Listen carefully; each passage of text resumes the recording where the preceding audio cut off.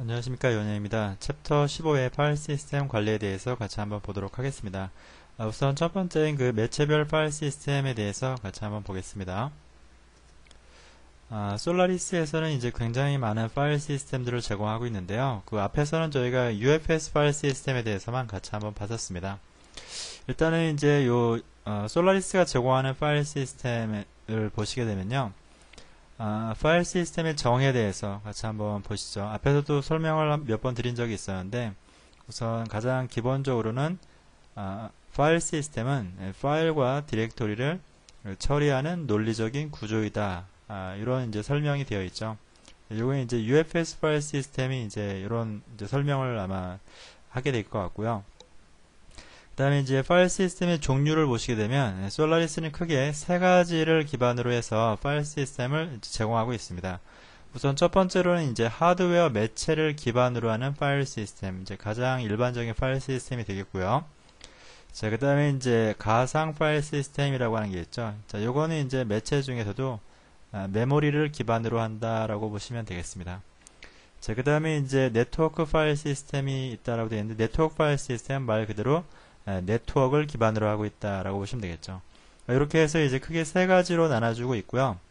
자, 매체를 기반으로 하는 파일 시스템에는 이제 여기 네 가지가 이제 표현되고 있는데, 가장 이제 대표적인 것이 이제 하드디스크를 기반으로 하는 이제 UFS라고 하는 파일 시스템이 있고요. 솔라리스가 가장 전통적으로 사용하고 있던 파일 시스템이다라고 보시면 되겠죠. 유닉스 파일 시스템의 약자입니다. 자, 그 다음에 이제 GFS 파일 시스템이 있는데, 요건 이제 솔라리스 10에서 추가된 파일 시스템이다 라고 보시면 되겠죠. 그래서 제타바이트 파일 시스템 혹은 뭐 ZFS 파일 시스템 뭐 이렇게 이제 표현을 합니다. 자, 그 다음에 이제 PCFS라고 하는 것이 있는데요. 요거는 이제 플로피 디스크를 사용할 수 있는 파일 시스템이라고 보시면 되겠고요. FAT32와 호환된다 라고 보시면 됩니다. FAT32와 호환된다. 자, 그 다음에 이제 HSFS 파일 시스템이 있는데요. CD롬과 DVD롬을 사용할 수 있는 파일 시스템이다 라고 보시면 되겠죠. 하이시에라 파일 시스템이다 라고 표현을 하는데요. 여기서 HSFS다 라고 이제 기억을 해두시면 좋을 것 같습니다. 자, 그 다음에 이제 가상 파일 시스템은 말 그대로 이제 슈도 파일 시스템이라고도 부르고요. 메모리를 기반으로 하고 있다 라고 보시면 됩니다. 메모리를 기반으로 하고 있다.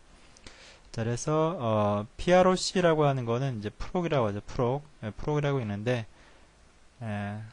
PID를 가지고 있는 파일 시스템이다라고 보시면 되겠죠. 그래서 여러분들이 그 예를 들어서 프로세스를 실행을 시키면 이 PROC라는 디렉토리에 PID라고 하는 디렉토리 형태로 실행이 돼서 여기 안에 이제 프로세스와 관련된 데이터들이 들어간다라고 보시면 되겠죠. 자, 그 다음에 이제 TMPFS라고 보시면 되는데요. TMPFS라고 하는 것은 Temporary File System이다라고 되어 있는데, 수압이라고 하는 영역을 마치 이제 그 정상적인 유닉스 오퍼레이션이 일어날 수 있도록 처리해주는 그런 파일 시스템이다라고 보시면 됩니다.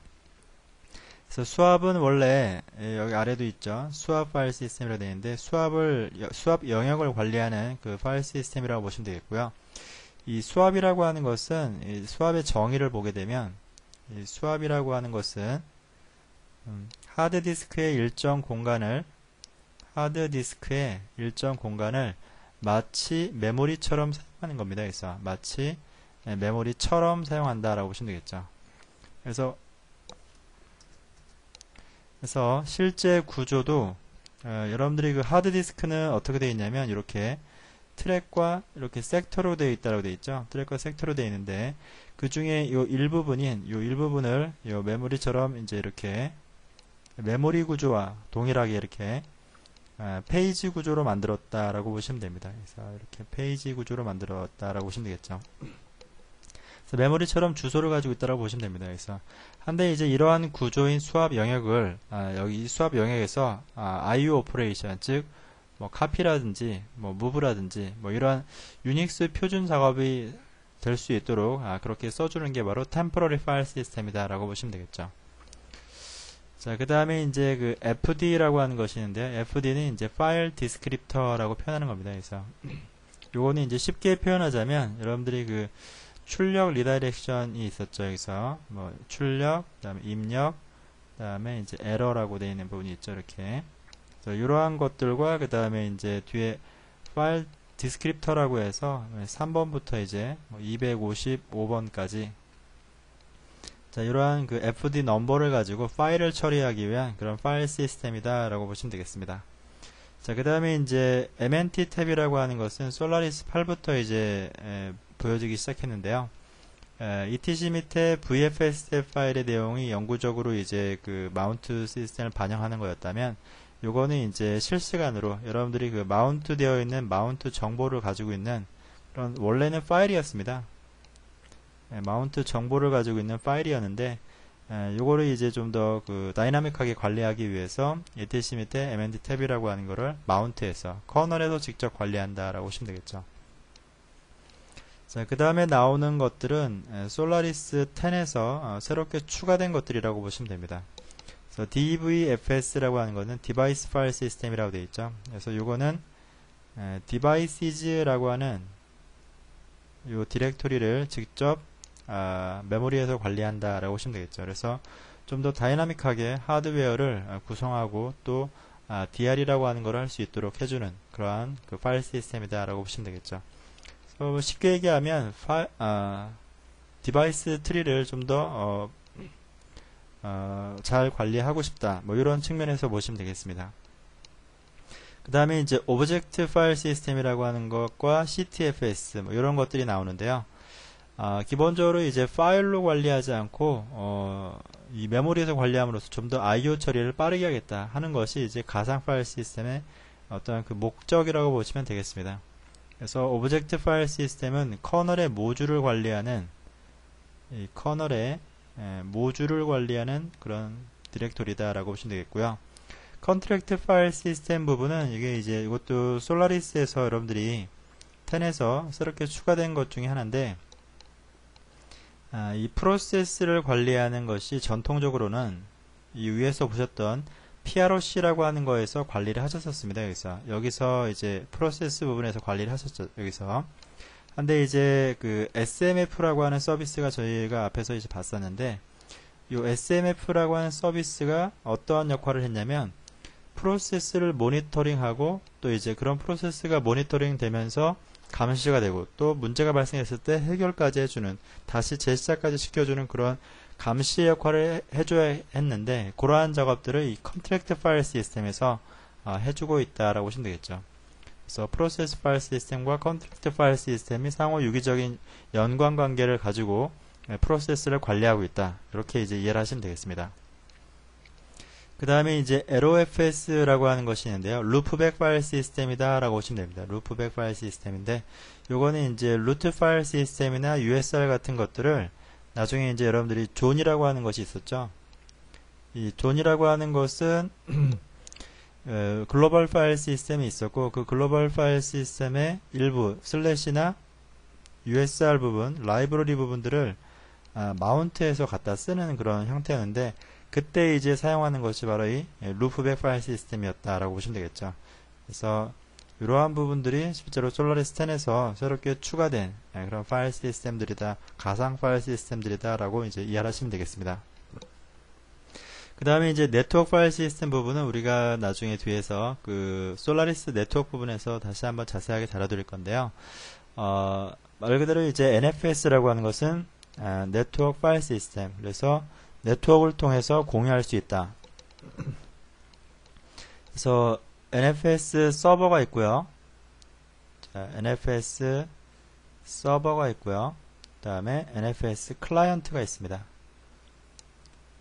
자, NFS 클라이언트가 있죠. 이렇게. 자, 서버는 단순하게 공유만 해주면 됩니다. 자, 서버의 역할은 공유입니다. 공유. 디렉토리를 공유해주면 되겠죠. 혹은 파일 시스템을 공유해주는 역할만 한다라고 보시면 되겠고요. 그래서 뭐 쉐어 한 다음에 뒤에다가 이제 뭐 디렉토리들이 오겠죠. 여기서 디렉토리들이 이렇게 올 겁니다.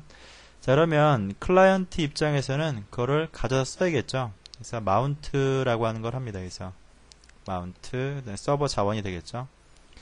자, 이렇게 했을 때 이제 여기 이제 네트워크를 통한 뭐 파일 서버다 라고 보시면 되겠죠. 근데 이제 이러한 것들을 클라이언트 입장에서는 매번 쓸 때마다 마운트라고 하는 작업을 거쳐야 되기 때문에 좀 번거롭다는 얘기죠. 그래서 전적으로 클라이언트 입장에서 좀 마운트를 편하게 한번 써보자 라고 해서 나온 것이 바로 이 AutoFS입니다. 이거는 서버를 위한 게 아니라 클라이언트를 위한 거다 라고 이제 기억을 하시면 되겠죠. 나중에 뒷부분에서 좀 더 자세하게 달아보도록 하겠습니다. 그래서 솔라리스를 구성하고 있는 파일 시스템들은 이렇게 굉장히 많습니다. 자, 그 다음에 이제 뭐 하나씩 이제 좀 더 이제 뭐 살펴보고 있는데요. 그래서 앞에서 보셨던 그대로입니다. 그래서 한번 뭐 리뷰하면서 넘어가도록 하겠습니다. 그래서 매체를 기반으로 하고 있다라고 하는 거. 그래서 하드디스크를 기반으로 하고 있는 게 바로 이제 UFS, 유닉스 파일 시스템이다라고 되어 있고요. 솔라리스의 기본 파일 시스템이라고 되어 있죠.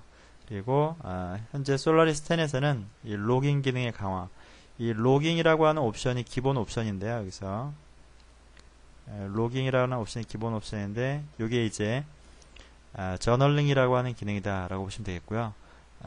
기존에 이제 제공하지 않던 멀티 테라바이트를 제공하고 있다 라고 되어 있죠. 그래서 MTB라고 하는 기능, 멀티 테라바이트라고 하는 기능을 제공하고 있다 라고 보시면 됩니다. 그 다음에 ZFS라고 하는 거는 Z 파일 시스템이라고 보시면 되겠고요. 솔라리스에서는 기본적으로 이제 솔라리스 볼륨 매니저라고 하는 걸 통해서 볼륨을 관리합니다. 그래서 근데 솔라리스 10에서는 자체적으로 하드디스크부터 볼륨 매니저, 파일 시스템까지를 한꺼번에 아우르는 그런 독특한 파일 시스템을 하나 이제 소개를 하고 있다라고 보시면 되겠습니다. 그래서 볼륨 매니저의 역할까지 하드디스크 밑단부터 뭐 스토리지 밑단부터 그 다음에 이제 볼륨 관리, 그 다음에 그 위에 있는 파일 시스템 관리까지를 한꺼번에 처리할 수 있는 어떤 그러한 파일 시스템이다 라고 보시면 되겠습니다. PCFS라고 하는 것은 FX32에 호환된다라고 되어 있는데 플로피 디스크를 쓰기 위한 것이고요. 뭐 요즘에는 뭐 거의 안 씁니다. 그리고 뭐 이 정도의 디스크들은 다 이제 뭐 USB나 아니면은 뭐 네트워크를 통해서 처리하고 있다라고 보시면 되겠고요. 그 다음에 HSFS는 뭐 하이시에라 파일 시스템이다. CD롬과 DVD롬을 위한 파일 시스템이다 정도로 이해를 하시면 되겠습니다. 자, 그 다음에 이제 가상 파일 시스템 부분도 앞에서 뭐 많이 설명을 드렸었고요. 여기서는 간단하게 특징들만 좀 보고 넘어가겠습니다. 그래서 PROC는 PROC 디렉토리를 관리한다 라고 되어 있고요. PID를 관리한다 라고 되어 있죠. 프로세스 정보를 관리하고 있다 라고 보시면 되겠습니다. 그 다음에 TMPFS는 Temporary File System, 수압 영역을 마운트해서 사용한다 라고 되어 있죠. 그리고 수압 영역을 UFS 파일 시스템처럼 사용할 수 있다고 되어 있죠. 이게 이제 특징이죠. 수압 영역에 유닉스 표준 I/O 오퍼레이션이 일어난다 라고 보시면 되겠고요. 자, 하지만 뭐 어떤 문제가 있냐면 수압이라고 하는 영역을 사용하기 때문에 리부팅 되면 이 안에 있는 TMP 안에 있는 모든 데이터, 여기는 슬래시 TMP라고 하는 디렉토리를 이제 사용하고 있죠. 이 TMP는 퍼미션이 1777 뭐 이런 퍼미션을 갖고 있었고요. 스티키 비트가 걸려 있다 라고 보시면 되겠죠. 여기 1이 스티키 비트죠.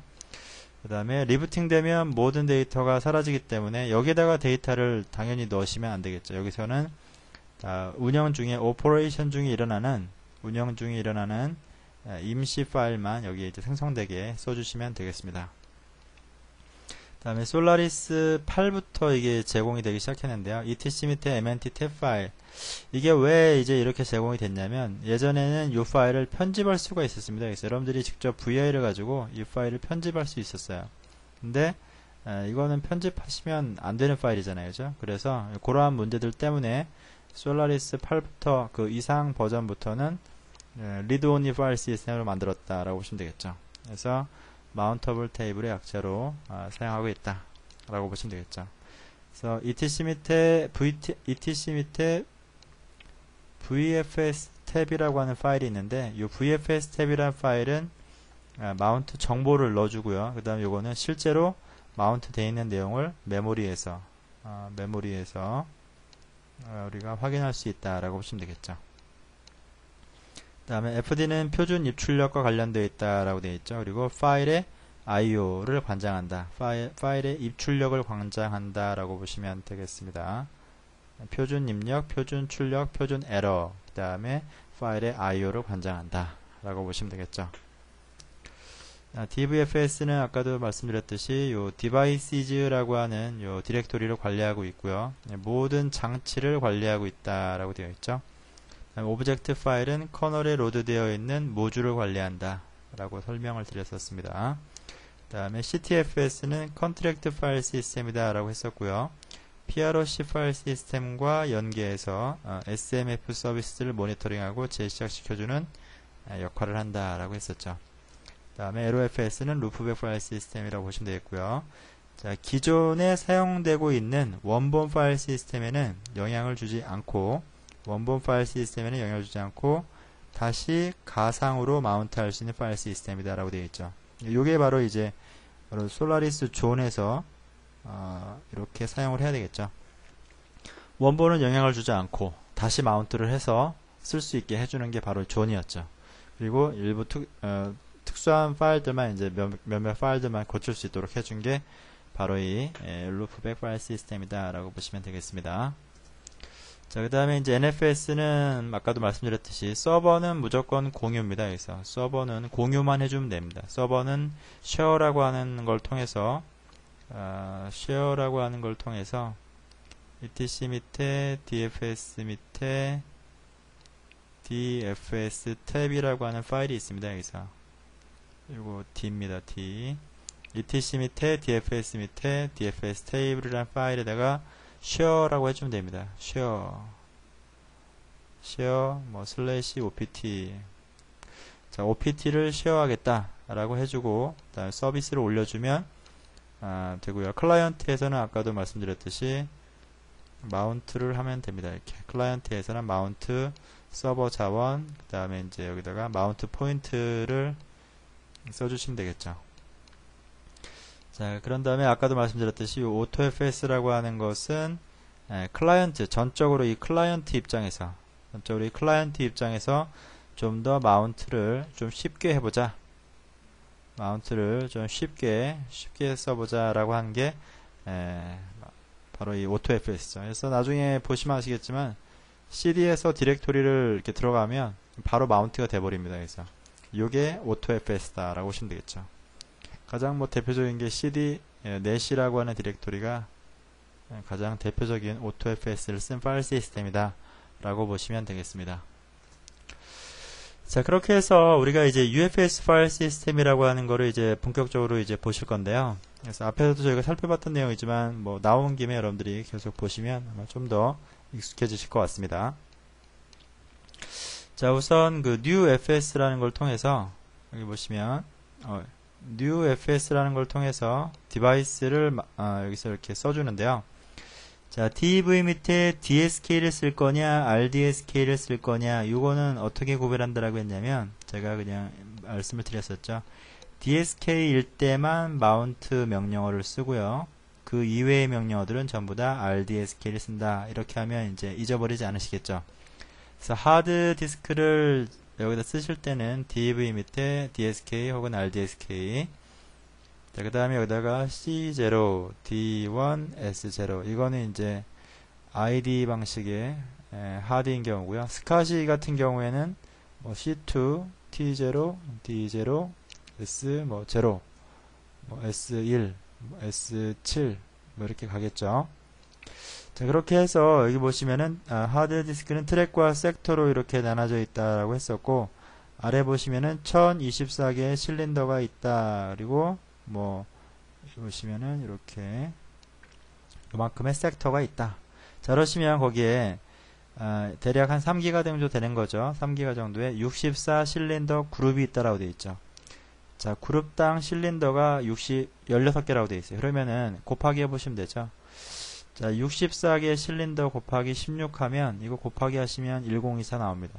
이거 정확하게 1024 실린더 맞죠? 요겁니다. 요거. 자, 그 다음에 자, 그룹당 48메가라고 했어요. 그룹당 48메가라고 했으니까 자, 그룹이 지금 64개의 그룹이 있다라 실린더 그룹이 있다라고 했으니까 요거 곱하기 해보시면 3072MB 나옵니다. 대략 3기가 나오죠. 그 다음에 여기 보시면 그룹당 7744개라고 그랬죠. 아이노드가.